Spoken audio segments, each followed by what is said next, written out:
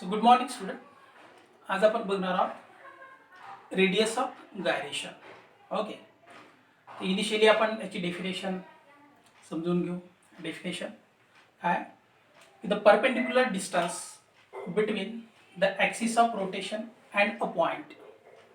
तर perpendicular distance कशामधलं between axis of rotation and a point. तो पॉईंट आपण इथं कन्सिडर केला आहे. At which whole mass of the body is suppose to be concentrated. म्हणजे आता बॉडीचं समजा मास आपण समजा कॅपिटल एम जर कन्सिडर केलं तर हे एवढं मास कुठं कॉन्सन्ट्रेट झालेला आहे, तो पॉईंटवरती. या पॉईंटवरती ते मास काय झालं कॉन्सन्ट्रेट झालं. कशासाठी हे सपोजिशन आहे? So as to possess same moment of inertia as that of body. म्हणजे बॉडीचा जेवढा मोमेंट ऑफ इनर्शिया असेल तर तेवढा मोमेंट ऑफ इनर्शिया या पॉईंट सुद्धा असेल. म्हणजे आता बॉडीची समजा रेडियस समजा आपण कॅपिटल आर कन्सिडर केली आणि मास जर एम कन्सिडर केलं तर बॉडीचा मोमेंट ऑफ इनर्शिया काय असेल?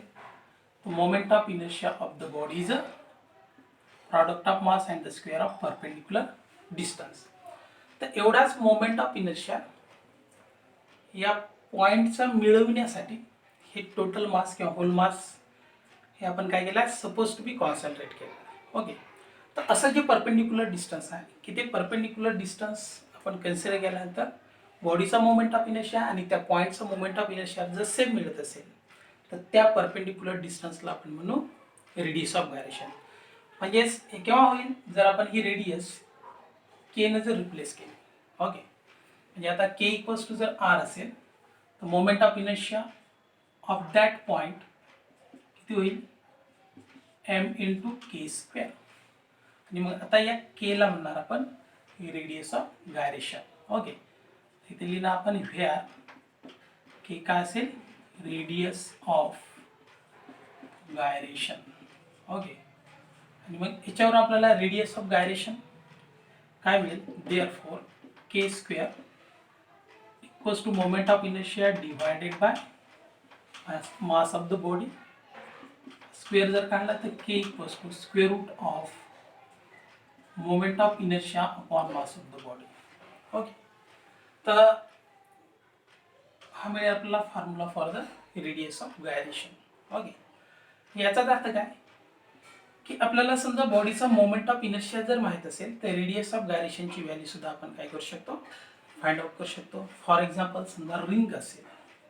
ओके, तर रिंगचा moment of inertia about an axis passing through the center of mass काय एम आर स्क्वेअर. रिंग साठी हा के का होईल? K for ring moment of इनर्शियाची व्हॅल्यू आय इथे प्लेस केली M R square upon M. हा एम एम कॅन्सल होईल आणि स्क्वेअर रूटच्या बाहेर काढल्यानंतर केची व्हॅल्यू काय मिळेल? आर. म्हणजे रिंगसाठी रेडियस ऑफ गायरेशन असेल के इक्वल्स टू आर. तर एवढाच मोमेंट ऑफ इनर्शिया असतो हॉलो सिलेंडरसाठी. म्हणजे हॉलो सिलेंडर आणि रिंग या दोन्हीसाठी रेडियस ऑफ गायरेशनची व्हॅल्यू असेल इक्वल्स टू रेडियस. समजा आता डिस्क जर असेल. ओके, तर डिस्कसाठी मोमेंट ऑफ इनर्शिया काय लिहिला होता आपण? Half M R square. तर radius of gyration value for disc ही व्हॅल्यू जर प्लेस केली तर काय मिळेल? Square root of that is a half M R square upon M. M M cancel, रूटच्या बाहेर का होईल? K equals to R upon under root 2. तर एवढाच मोमेंट ऑफ इनर्शिया असता सॉलिड सिलेंडरचा. समजा सॉलिड स्पियर जर असेल तर सॉलिड स्पियरचा मोमेंट ऑफ इनर्शिया काय आहे? स्पियरसाठी moment of inertia 2/5 M R square. मग सॉलिड स्पियरसाठी के एस मोमेंट ऑफ इनर्शियाची व्हॅल्यू इथं प्लेस करा. That is 2/5 M R square upon M. M M cancel म्हणजेच काय मिळेल? Under 2/5 into R. ओके, तर अशा पद्धतीने जर आपल्याला बॉडीचं मास आणि रेडियस ऑफ गायरेशनची व्हॅल्यू जर माहीत असेल तर त्या बॉडीचा मोमेंट ऑफ इनर्शिया सुद्धा आपल्याला काय करता येतं? फाइंड आउट करता येतं. म्हणजे त्या बॉडीचा शेप आणि साईज जरी माहीत नसेल.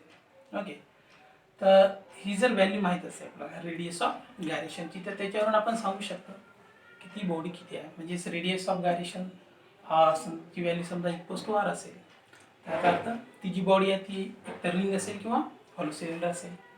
सर रेडियस ऑफ गायरेशनची value R divided by square root of 2 असेल, तर ती बॉडी एक तर डिस्क असेल किंवा सॉलिड सिलेंडर असेल.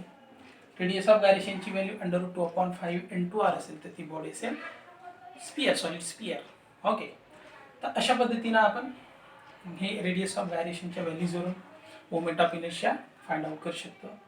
Second thing, it is a perpendicular distance आहे. म्हणजे याचं एसआय युनिट काय असेल, तर एसआय युनिट असेल मीटर. मीटरमध्ये आपण मेजर करणार. ओके, आणि डायमेन्शन काय मिळेल, दॅट इज r/1. किंवा जसं मोमेंट ऑफ इनर्शियाचं युनिट जर आपण इथं प्लेस केलं, मोमेंट ऑफ इनर्शियाचं युनिट काय, किलोग्रॅम मीटर स्क्वेअर. माससाठी किलोग्रॅम, किलोग्रॅम किलोग्रॅम कॅन्सल, आणि इथं काय मिळेल, मीटर. ओके, तर रेडियस ऑफ गायरेशन हा जो कन्सेप्ट आहे हा कशासाठी यूज करायचा, तर it gives the measure of distribution of mass. म्हणजेच मासचं डिस्ट्रीब्युशन कसं झालेलं आहे about the axis of rotation, तर त्याचं मेजरमेंट म्हणजेच रेडियस ऑफ गायरेशन. तर याचं जे डिपेंडन्स आहे, तर डिपेंडन्स काय की radius of gyration depend on a shape and size of the body. बॉडीच्या शेप आणि साईजवरती डिपेंड असते. जसं रिंग आहे किंवा डिस्क आहे किंवा सॉलिड स्पियर असेल किंवा रॉड असेल. ओके, तर प्रत्येकासाठी ही व्हॅल्यू वेगवेगळी मिळते आपल्याला. Second, it is depend on the distribution of mass. म्हणजे डिस्ट्रीब्युशन ऑफ मास, मासचं डिस्ट्रीब्युशन कसं झालेलं आहे.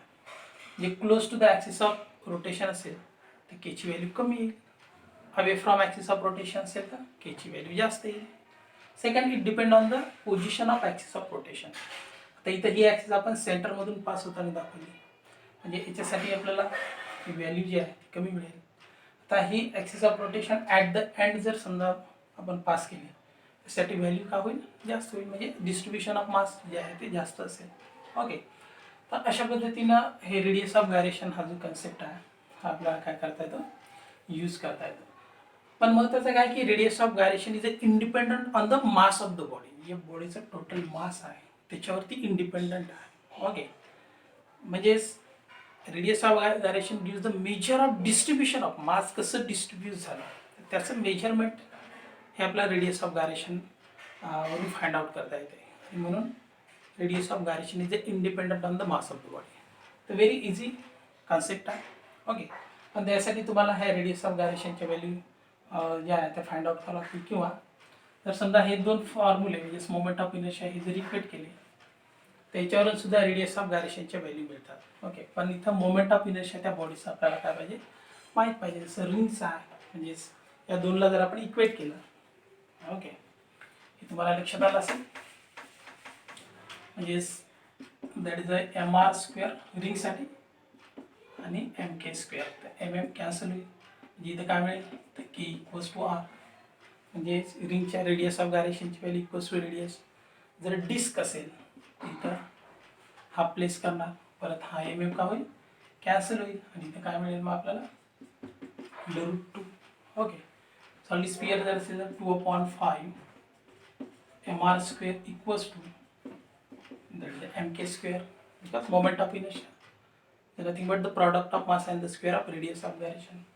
mm cancel होईल, म्हणजेच काय मिळेल, under 2/5 into r equals to k.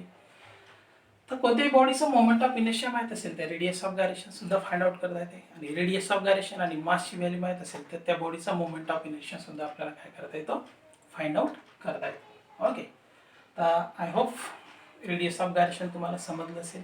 Okay, तर याचा जो यूज आहे तो परत रोलिंग मोशनमध्ये सुद्धा आहे, ते सुद्धा आपण नेक्स्ट व्हिडिओमध्ये बघणार आहोत. Okay, so thank you.